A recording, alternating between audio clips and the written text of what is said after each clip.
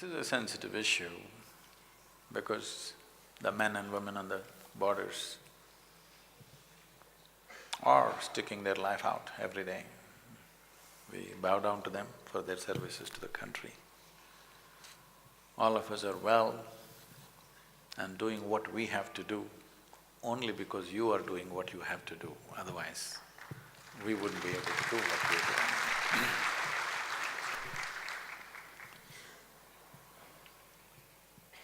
Death is a constant companion for everybody.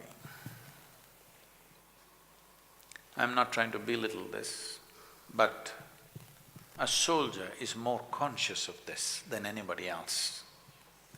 Most other people believe generally that other people die. They never think they die. But a soldier knows he or she can die any moment. So that awareness makes the job very different from almost anything else that we can do. We must understand this, that in this country, one of the greatest teachings that have happened in this country, I'm not an expert on this, but one of the greatest teachings that is hugely recognized in India and across the planet by many, many learned people is the Gita. You must understand, Krishna chose to give the teaching in the battlefield. He could have done it. 12, 13 years they were in the jungle, peaceful jungles. He could have given the teaching there, they could have set up an ashram and given a teaching, but he chose battlefield because a human being never realizes the nature of who or she is unless mortality is hanging in their face.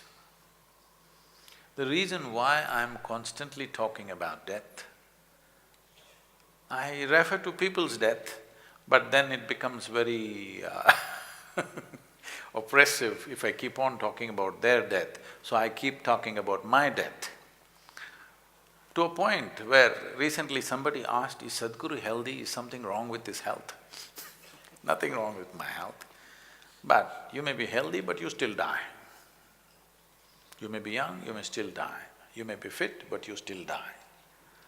Only when you're conscious of your mortality, exploring the nature of my existence becomes a natural aspiration.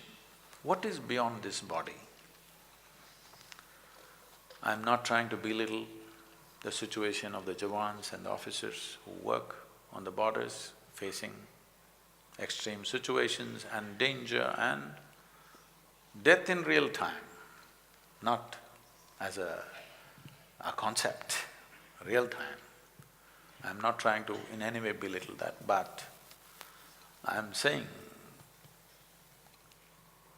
this is also a tremendous place where one to turn inward, because it is natural for a human being, when you are conscious of death, you want to know what is beyond this body.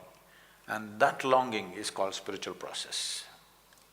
It doesn't matter what is your gender, caste, creed, religion, everybody must have one little spot within themselves which is beyond their body, which is beyond their mind.